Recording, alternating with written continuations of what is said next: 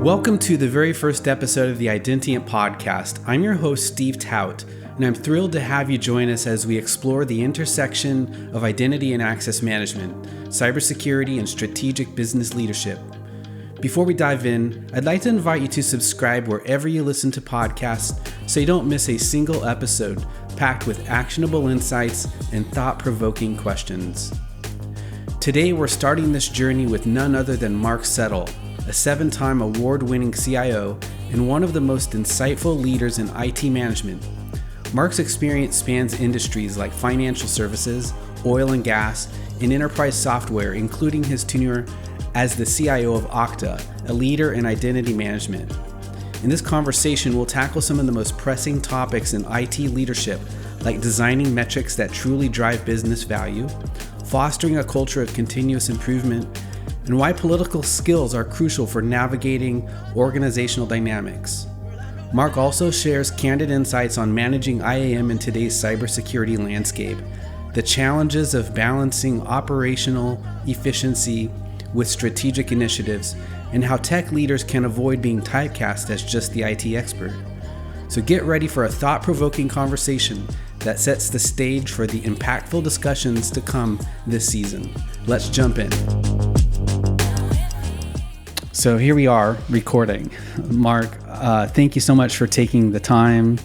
I've reviewed your books, your articles, your background, and I'm excited about what I think is going to be a really enlightening conversation about how we need to think about managing technology in 2025 and beyond. So thanks for joining the show and the first episode of the Identient Podcast.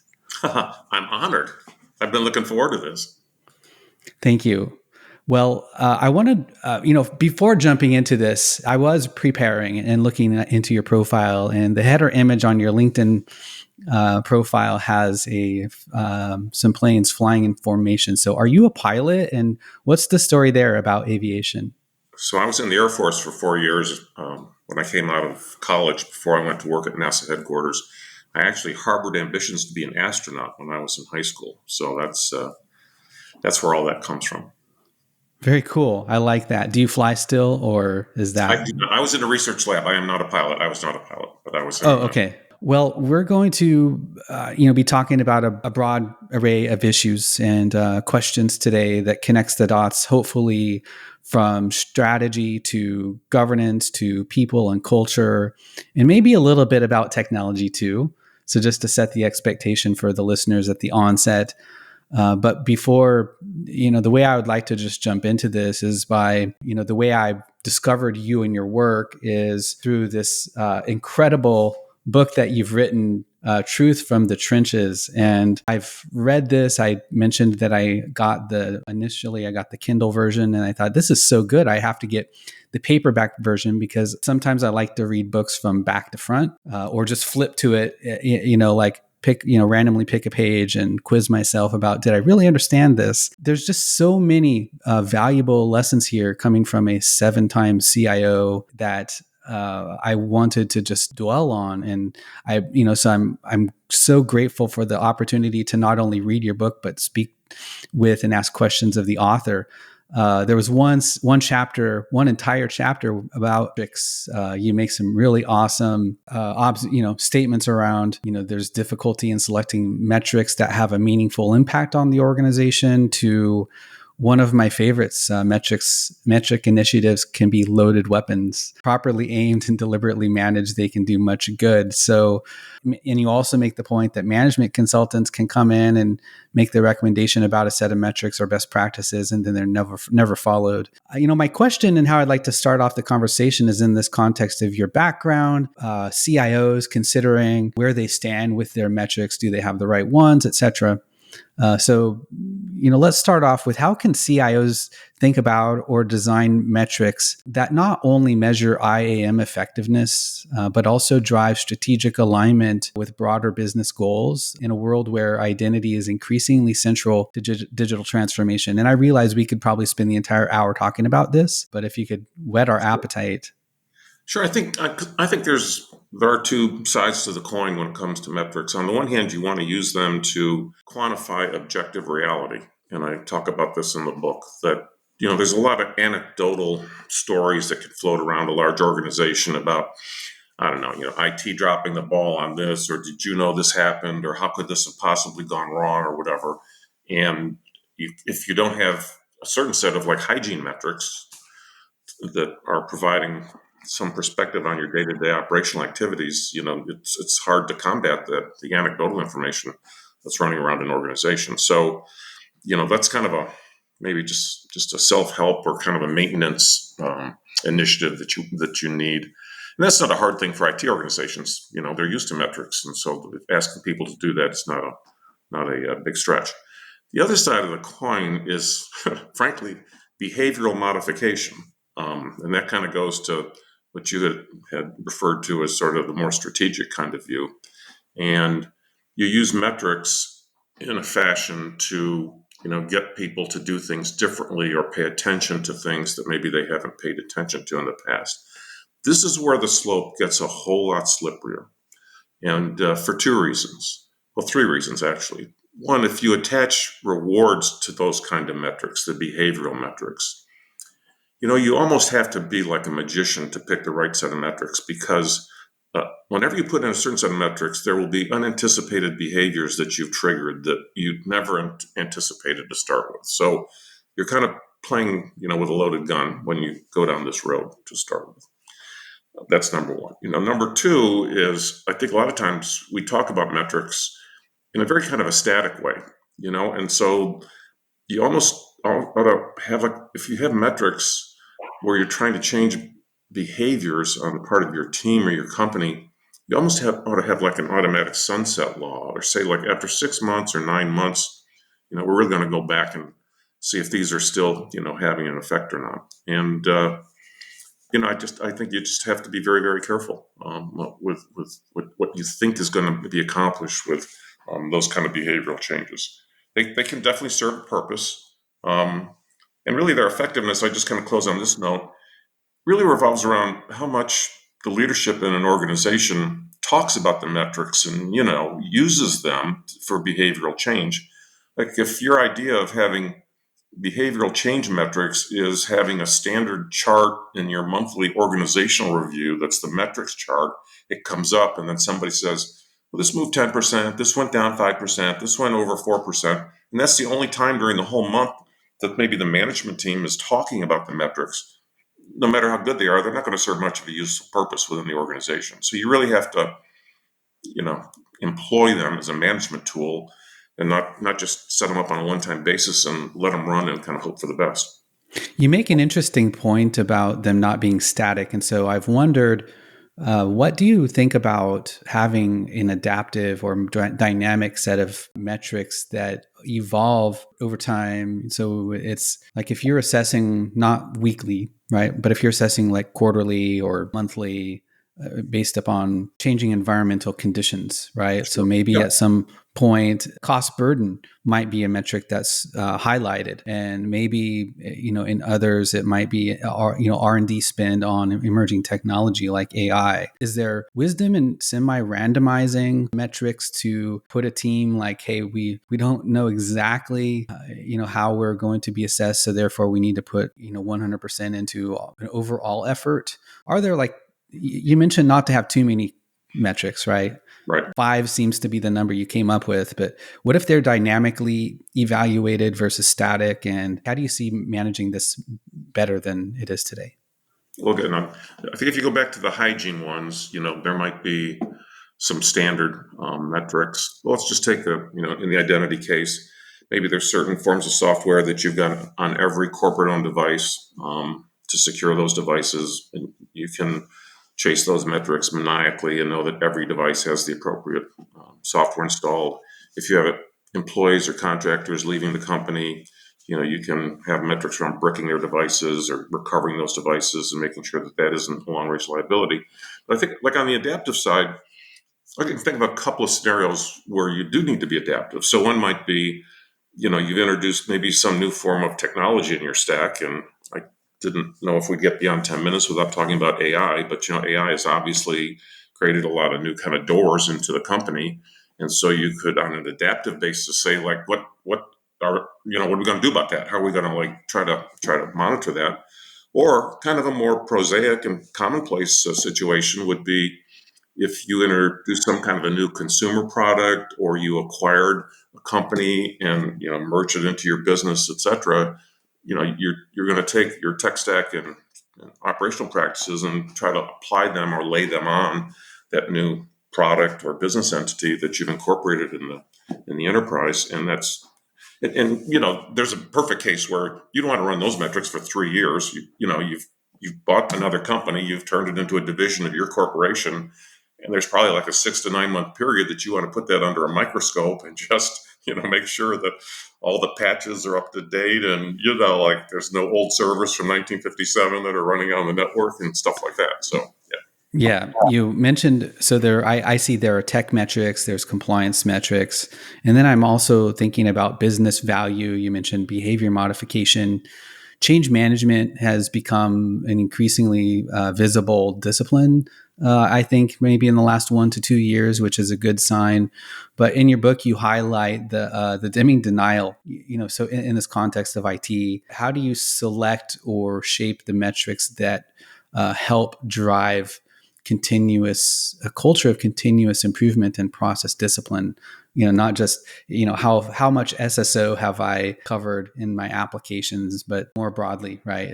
I don't know if that's a fair indicator of process discipline or a culture versus one technical piece of the puzzle. IT organizations in general, in my experience, let me not say in general, let's say in my experience, they tend to reward Superman or Superwoman kind of behavior, where somebody comes out of the shadow and solves a problem that nobody even knew existed, or solves a chronic problem that everybody knew existed but didn't know what to do about it, et cetera, et cetera. And the Deming approach to continuous process improvement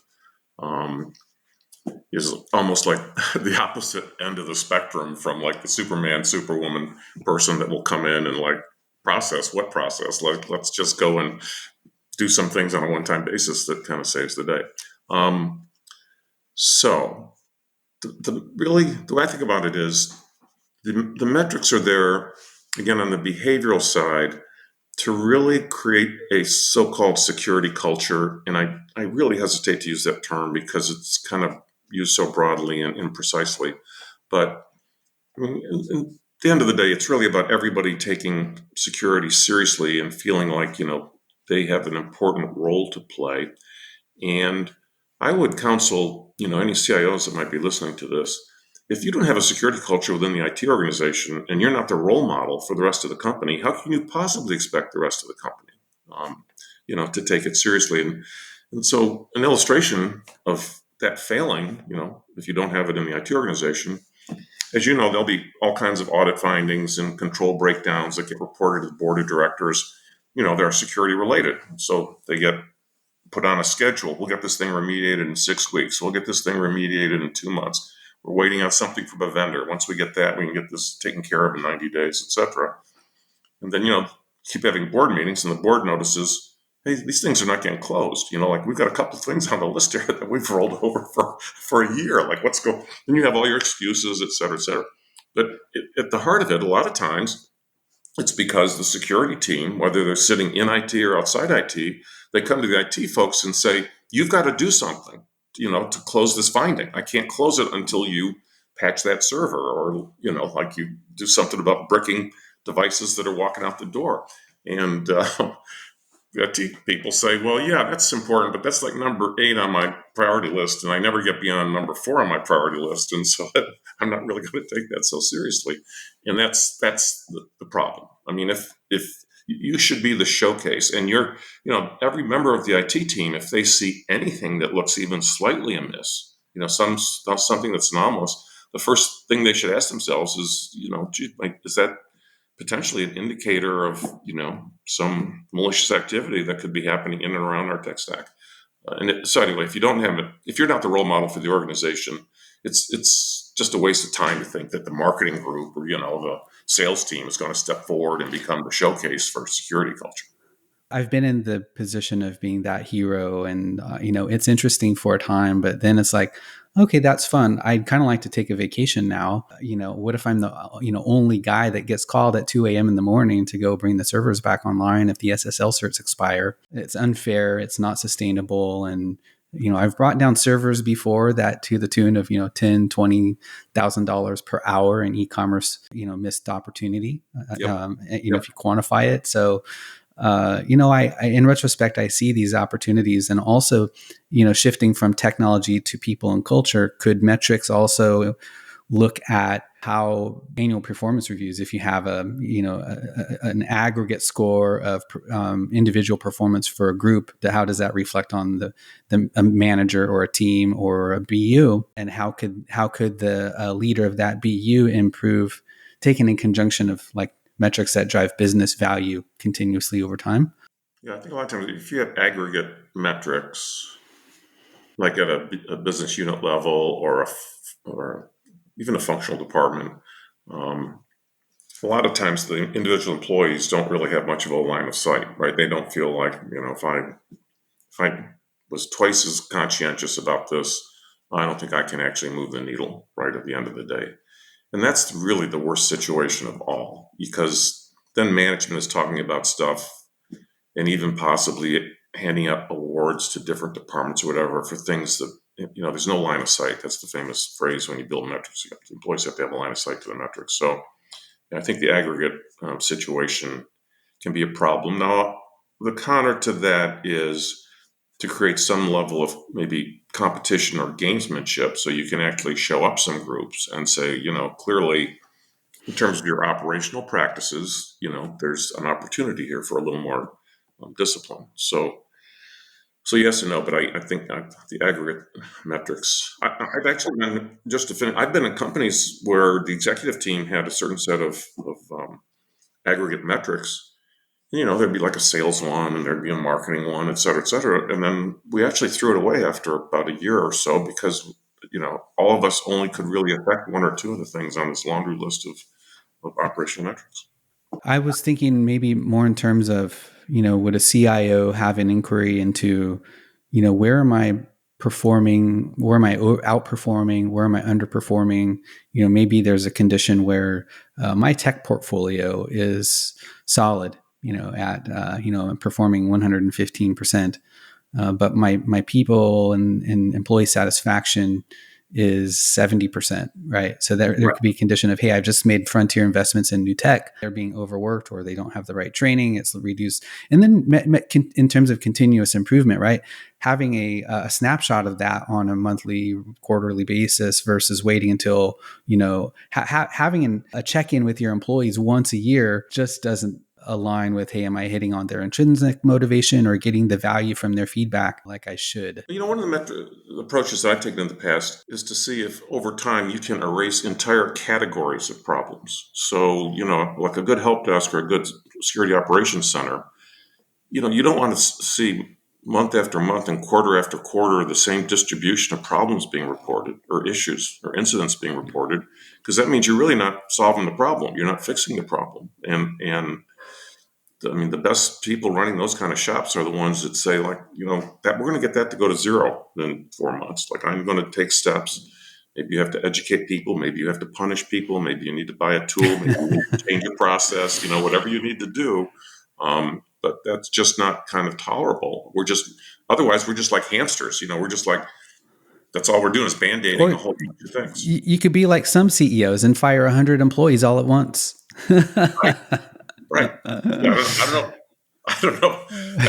That might lower the security of the company. You've got maybe 100 people out there that are looking for creative ways of avenging themselves. But, the irony, right? And, highlighting the need for a little bit more wisdom and intelligence in the data-driven decision-making. I mean, there's so much more in your book. And I love that this podcast is not like a book author tour. You wrote this book in 2017, and I think there's so much there for CIOs who want to gain from your wisdom and experiences. And I hope we highlight just some of that in this. But I'd like to shift now to one of your other brilliant articles, which I came across, and spend some time there. you wrote an article on the political skills of successful CIOs, framing the CIO as a politician, which, maybe I have only occasionally thought that, but then you framed it this way. And I thought, well, of course, right? There's the need that most CIOs, right, if they're next gen, focusing on transformation, they're going on road shows to talk to their stakeholders and making sure like they don't run out of money for their projects, et cetera. So, I recommend this article. You can Google Mark Settle, the political skills of successful CIOs, or I'll put it in the show notes. But Mark, I'd like to dive into this with you. How can CIOs balance the dual role of being effective quartermasters for their companies and also shaping and driving strategic initiatives? So that's sort of like the first order division responsibilities. You've got typically the broader employee population, and their expectations for IT are just to get fitted out with their kit, their applications, their devices, their network access, et cetera, and their access to people at the service desk that can resolve their problems as they kind of crop up. And then the executives, on the other hand, they really don't feel those kinds of issues of concerns because typically they're getting white glove treatment for all of their personal productivity needs. But what they really judge IT on is the ability of IT to deliver on major projects or initiatives. If you're promising to deliver new capabilities that have business significance, and there's a budget and a timetable and some benefits that are being targeted, is IT reliably able to realize those expectations, deliver on those expectations? So it's really very, two very different kind of, sets of activities. On the one hand, if you go back to what we were talking about a minute ago on the quartermaster side of things, it's a customer service role, and there's always room for continuous improvement in the way that you deliver services. And so that kind of has to be, as part of your political stump speech to your own organization. You don't ever want to feel smug or complacent. In fact, frankly, one of the ironies of IT is that people's expectations for like near perfection keep rising all the time. Like that, if you do a good job, then when something does go wrong, they're like, how could this possibly be? I can't imagine this could be. And then on the strategic side of things, to your point exactly, you've got to have a stump speech, and you've got to be able to, anything that's worth doing is going to, take several months, quarters, or longer. And you need to be the evangelist that can paint the picture of how great it's going to be when we get to go live or get this thing really up and running. And then like your own team, has got to feel inspired. Not that you just sent them off on this, death march to the finish line to throw the switch on some new capability. So yeah, I think there's a lot in common. And I say in the article, the first thing that I noticed, the biggest thing that politicians and CIOs have in common is you got to keep a lot of people happy. You're the happiness officer, in a lot of ways. And so they have different criteria, but you got a pretty large audience. You hit on maybe a clue earlier, which was when using your metrics and data, it could be a double-edged sword. You're basically using a data, and I could see in this stump speech, it has to be more than just poetry. You have to have the data science and the numbers behind it to back your story, right? And to counter the anecdotal evidence, which may be, arrows pointing at your back. And so what are some of the other, political skills that are essential for the CIOs to continue to build trust and influence across executive teams and stakeholders? And, of course, there's always a second part. And if we get to that, I guess aligning this to IAM programs, it could just as well be aligned to cybersecurity. But let's just roll back to that bigger question. The tried and true way of building relationships with your executive peers. And when we said, this could be at any level. This could be at, whether it's the CIO or it's the VP level within an IT organization, or even the director level, is, you want to go out and see the world through the eyes of your customers, like how they view the IT organization and how they view their problems. You get into a lot of companies where the requirements or like the communication channel to the different departments or business units is, condensed into some kind of a pipeline. And by that, I mean a couple of people that are the ones that your super users or whoever you normally interact with. And they're not always the most reliable channel. They have their own agendas and priorities and whatever. So, some of what they would ask an IT organization to do might not really reflect the broader set of perspectives or requirements that could exist within their function. So that can definitely happen.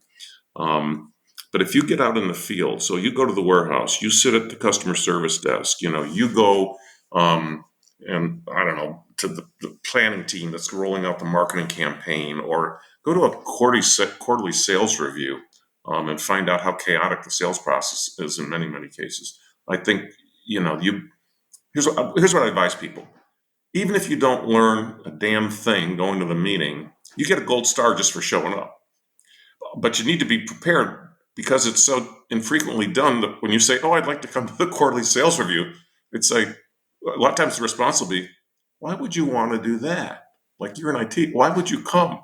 It's like, "I just want to see, like, how it works. Like, I want to learn, how you guys see the world." And it's real. There's very little downside. And to really underscore this, if you're not careful, your mind can get poisoned, whether you're a director or a VP or a CIO, if all you're doing is dealing with those very, collimated sources of information or perspective about what IT needs to go off and do, and you're spending most of the time within your own organization. It's like just an echo chamber. You just amplify that internally. Well, that must be what the order management team wants, because that's what, Sherry told us. So we got to chase our tail to make Sherry happy. I'll just cap this thing off with a real life story. So I was putting a budget together one time in a company, and I had done what you're always supposed to do. This is what Gartner would tell you to do. I went and talked to all of the people who were involved in sales, marketing, professional services, and customer success. And I got their priorities, what they wanted to do. So before I put my budget together, I went in to talk to their boss. They all reported to the president of worldwide operations. So I showed him the list. He said, "I don't want to do any of that stuff. Here are my top 3 priorities." Oh my. So, I needed to go see the world through his eyes. His eyes were the important set of eyes. And of course, the minute he said, "This is what I want," then all of his direct reports said, "Oh yeah, that is true. Like, we really do need to go off and do that. Absolutely. That's the number one thing to go do." But I've rambled here, but that's the biggest possible thing. And your street credibility goes up enormously if you get up there and actually watch the business in action. Yeah, no, I think you hit on a really interesting idea that, that of the echo chamber. On one hand, it could, an echo chamber can be a good way to calibrate or assess, internally, how on the same page are my people and my teams. But on the other hand, you do need to be able to take an external view and figure out, are you even fishing in the right pond in the case of going to the, head of VP of worldwide operations. And that's a great story. I love it. I love the fact, this is just a rich conversation in your book. Expected to hear a lot more about cybersecurity and identity as I was reading it because of your tenure at Okta. And so I want to jump into that. And, at least now my expectations are reasonably set about, and I think appropriately so, right? You don't have to be a identity management expert to be the CIO of a company like Okta. And maybe your expertise in within that domain could be a lot more of a liability than an asset. But as the former CIO of Okta, did managing IAM internally suddenly become easier or more challenging? And a second part of that question is, what key insights did you gain about managing IAM in an organization that's deeply embedded in the identity ecosystem? There's sort of one answer to both questions, which is it was easier. It is easier. And we're kind of back to the mythological words about, security culture. So, if you and I worked in a wealth management financial services firm, we would take identity of our customers very seriously. If we were in a pharmaceutical company in New Jersey with all the concerns about intellectual property, we would take identity theft and hijacking very, very seriously. And in the case of Okta, like almost any enterprise software firm that's selling into the cybersecurity space, it's not an uphill battle to get people to take it seriously, and be told like, no, it's got to be this way, or like you got to jump through 3 extra steps or something like that. So no, I think you operate from a definite advantage, in those kind of companies with that kind of group consciousness. They don't, the first reaction isn't one of rejection, like it's not my problem, I shouldn't have to worry about this, et cetera, et cetera. So yeah, no, it was a lot. Would you attribute that to just there being philosophical alignment around, hey, at VMware, I worked under Tony Scott, and there was a big proponent of dog fooding or champagne, drinking your own champagne. Would you attribute that to there being just good philosophical alignment and management support for your initiatives and investments, or do you think that the technology was just great that made things easier, or a combination of both? Well, I think the real driver was people take great pride in using their own product. Like if we made Chevrolet cars, like we want to drive a Chevrolet car around because we think we've made the best car in the world. So, telling people that this is the way that we're going to use this IAM tool or MFA tool or, whatever set of capabilities, people, again, it just was not an uphill battle of any type, whatsoever. So no, when you compare and contrast was this a unique culture and environment at Okta, or what other forms of resistance or support do you get when you're looking for alignment around cybersecurity or identity?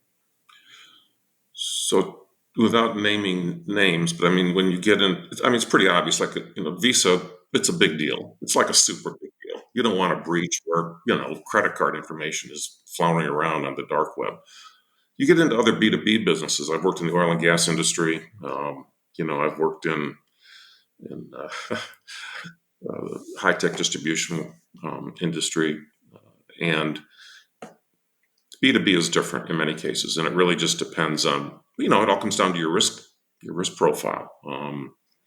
In some of these companies, supply chain risk is a bigger problem than identity risk.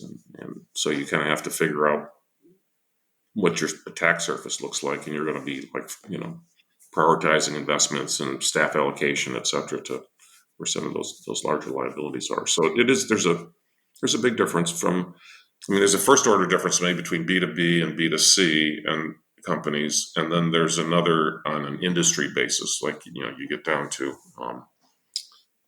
some situations where it could still be a B2B, but it could be in a financial service B2B situation or healthcare B2B situation.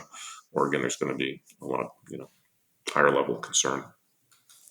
In the 2024 Foundry report for State of the CIO, I found it interesting that security management, they didn't name identity in particular, but I'm curious about how identity might roll up into security management, and or exploring the role of the CIO in providing either budgetary or political oversight for cybersecurity budgets and programs. How could CIOs prioritize identity as a foundational layer, or cybersecurity, right? Is this more for just budgetary effectiveness, or is there to ensure functional alignment and or accountability? How do CIOs play a role there? According to this report, it's ranking higher on a CIO's list of priorities, which might seem counterintuitive because there are some orgs where CISOs are reporting outside of a CIO, and CIOs are becoming chief transformation officers. What are you seeing more broadly out in industry right now? Well, again, it depends, right? So if you look at the Bank of America, the chief information security officer for the Bank of America reports to the board of directors. He goes in and submits his budget to the board of directors. He told me, he said every year they ask, well, what if we gave you more money? Like, what would be the next things that you would spend the money on? So he tells them every year, okay, I'm okay. Like, I came in and asked for, $500 million. I think that's it. Like, let's stay with that number for a little while. This is like every CIO's dream. Like, they ask you for like, how would you spend more money? So it at some places it's, the relationship is different. I don't know if this is currently still much of a practice, But for a long time, boards would challenge the CEO and of the company, like what percent of your technology spending is going towards security? And, for a long time, I'm sure this is still the case actually, in case people may be listening that have never been involved with boards. So usually what happens is, there's an accounting firm like a potentially uh, Deloitte or some others, Ernst and Young, and they usually have some kind of a study that they do every year towards the close of the year about like the big board challenges for the next year. Like, what's the big risk? Is it staffing? Are we going to be able to find the talent that we need for this company to be successful in the future? Are we operating in locations where there's huge political risk and we need to be prepared to find a Scud missile in our parking lot? Or, so what do we do? But almost inevitably, information security, cybersecurity is at the top of the list or near the top of the list. So that alone, stresses the board. Then the board looks at the CEO, or depending on where security is, like, well, what percent of that IT budget is being spent on security? Oh, it's going down from last year. You feel that comfortable that you could actually spend less than you did last year? That does, that's not what Ernst and Young told us to be worried about. So I think sometimes the boards maybe don't have the insight, knowledge, sophistication, whatever, to say, oh, we should be spending more on data security than we are on identity security because that's like the bigger problem for us. But they do at kind of a coarse-grained level worry about whether the proper levels of investment are being made. And then, partly the responsibility of the CISO or the CIO, depending where security sits, is to educate the board about, the unique attack surface that he or she is trying to defend against, and defend, and educate them why. We've got a bigger issue with AI security today than we do with identity. We just discovered 250 out of the 800 apps in the company are all using different LLMs. We don't even know how the employees are using them. We just know that it's the Wild West out there right now. We think out of those 250 LLMs, probably half of them are scraping information. People are submitting legal documents and saying, "Can you summarize this in one paragraph or less?" No. So anyway, yeah, I think there's usually some monetary sense of proportion. Are we proportionally making the right kind of investment? And boards would, they crave comparative information. Well, what are other financial service companies spending on a percentage basis, and et cetera, et cetera. And then there's what's unique to your, particular situation. Yeah. Mark, I think you more than many CIOs would be in a position to reflect on the next question around the case for having a chief identity officer in large enterprises. And we've talked about CIOs and CISOs, and you're looking at transformation, productivity, cybersecurity, but somewhere in there, and what I'm finding often is that identity, not in all cases, you called me out on this in our prep session, that, identity is important to CIOs, right? But I just wonder in the cases where, but not all CIOs, in the cases where organizations are much larger, and if a CIO is off getting money being Mr. Politician and the CISO is fighting cyber crime, IAM initiatives might fall as priority 4 or 5 on their list. And in my experience, what I've seen is that could be to the detriment of the morale of the team, to the productivity, to the overall success of the program, and even helping an organization stop a preventable data breach. With identity management becoming increasingly important to the business, in cases deprioritized amidst CIO and CISO responsibilities. Do you think introducing a chief identity officer as a peer to these roles could enhance strategic alignment or governance for IAM programs?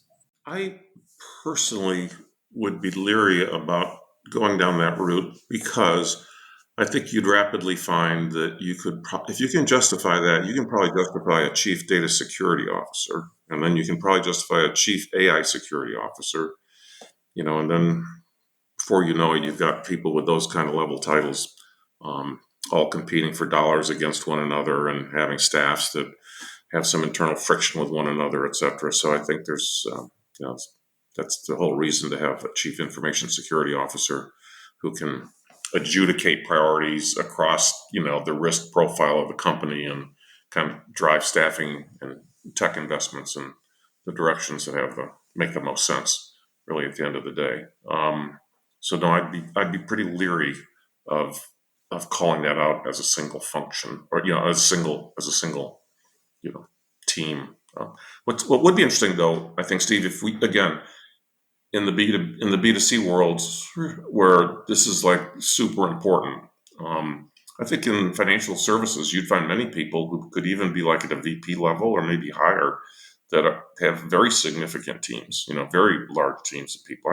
I've forgotten, frankly, the Bank of America investment, but their identity management team, or like at Visa or MasterCard or whatever, it's material, so whether it may lack the C title that you've referred to, but there's definitely somebody with some pretty senior clout to be able to drive the agenda and the priorities within the identity area. So it's not being, where it's super important. It's not being delegated to a team leader or like a senior manager or something of a small team. So having, I think there's pretty consistently directors of identity at organizations, but they're focusing on technology and operational efficiency and finite set of responsibilities. But there are cases too, and I think you're right in the B2C context where there are VPs of IM aligned, but not consistently. I wonder, do you have either visibility or some thoughts on, like, since you don't see the chief identity officer as being all that palatable, let's take a VP of identity. Do you see that as being a gap in certain sized organizations? Where are these gaps by size or type, or by scale or industry or complexity would benefit most from having dedicated leaders to manage growing responsibilities? Yeah. Well, we're in pure subjective speculation mode here. I mean, I don't really know of an empirical place to go and look. But I think in the industries the classic industries, healthcare, health science, pharma, biotech, financial services, maybe even some retail organizations, like the Gap or others. Yeah, I think you would find some the vast majority of those, the higher proportion of those kind of companies operating in those industries, you would see, a senior director, VP, or even potentially a little bit higher. For sure, in those kind of groups. And then, it's an affordability question too, right? I mean, if we've got 5,000 employees and the IT organization has 200 people in it, we're just not going to be able to afford. On my other podcast I have called The Candid CISO, we just wrapped up season 1 and had great conversations with a dozen CISOs. And one of the recurring themes was CISO burnout and paranoia. And I just, I question, like, if they're so burned out and how can we make some adjustments to make sure that investments in IAM and IAM programs don't suffer? And Mark, you spend time talking about how leaders can move from, either individual or middle management roles into leadership roles, and they continue operating as though they're still the technicians within their org. I wonder if you, and this is an off script, I didn't add this to our notes or prep you on this one, but as we kind of reflect and wrap up on this session, how could you advise, newer CIOs or tech leaders on self-assessing their behaviors to identify and avoid the kind of things that could unintentionally sabotage their success within a role and maybe even their careers? So you're thinking more of somebody in a leadership position coming up through the security ranks? I'm not limiting it to just security. They could be VP of apps. It doesn't have to be in this context. I'm thinking, okay, you're a CIO, right? Maybe just for the sake of context, you used to be the CISO. I do know of this occurring in financial services. Formerly the CISO is now the CIO, has the security context in the role for 2 years. How can you self-assess, where you're at and where you're going to make sure your success of your chances of success are high and your problem areas and self-sabotaging tendencies are low. Yep. So I have a well-rehearsed, a well-practiced answer to this particular question. So I think in my own career development, and I think this is pretty common for most people that decide to go into management type roles, there's really three sources of equity that you bring to a position. So one is your technical knowledge, your technical competency, your technical training. Two is your business acumen, like what you have learned about how your business operates. And the third is your ability to work with other people. Are you a force multiplier, or do you just like sap the energy? You're the black hole, like nobody wants to have anything to do with you. And what happens over time, it takes years for this to dawn on people like me, is your technical competency will atrophy over time because you're just not using those skills in management roles, and new technologies will come along and it's very hard to keep up. But actually, the kind of roles that you're going to be recruited into in the leadership track really start to value your business acumen almost more than your technical skills and your ability to lead and influence others in that role. And so people who may be listening to this who are a team leader or a manager today or whatever should be seeking out those opportunities to get involved in projects where they have to influence the behavior of people that don't directly report to them, or give them exposure to other departments in a company or different levels of management, have to get up on their feet and, make a pitch to somebody who's an EVP or an SVP in the company. All those things are important to career growth, over time. And, you don't want to get yourself typecast as, he's the IAM wizard, and he or she has no interest in doing anything other than IAM. And what happens a lot of times, people get typecast in ways that they don't even realize and they don't really aspire to. So they work really hard, and they wonder why, Steve got promoted instead of me, because he doesn't know as much about Cloudflare and CrowdStrike, and I'm the expert, and I work 10 hours a day, 6 days a week, and like everybody likes Steve, and he spent that tour of duty over in the supply chain group, explaining to them what their security issues were, working with all these third-party partners, or whatever, and now all of a sudden I'm the one. I'm just waiting for somebody to show up. Yeah, Mark, we've probably, known each other all of about a week or two, a couple of weeks. We've only recently met, but I feel as though you know my pain and my sorrows from the last 20 years and the last, like summarized in the last 3 minutes. So I think those are such valuable insights, and I think instructive to the way leaders need to be thinking about in avoiding unintentional typecasting, as you call it. Could you share in closing, what is a personal example that you have, and then in addition, maybe what is one development activity that yielded big disproportional results for you in your years as a award-winning CIO? Big questions. When you interview people for leadership roles, I've been exposed to two different philosophies. So one philosophy is, I shouldn't say they're different, they overlap. So one philosophy is somebody who can show a steady progression of accomplishment, always moving to roles that have either, I don't want to say more responsibility, but the ability to, expand the areas where they have knowledge and expertise and they've had a business impact, et cetera, et cetera.